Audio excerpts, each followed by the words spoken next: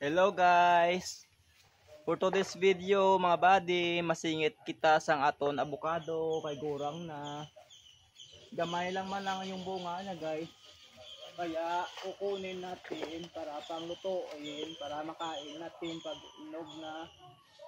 Sobrang sarap. Oh.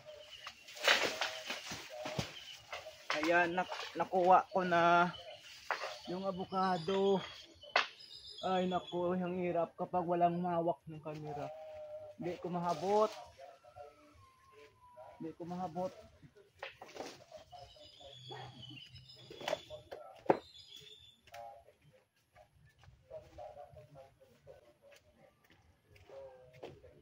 Ito guys, oh.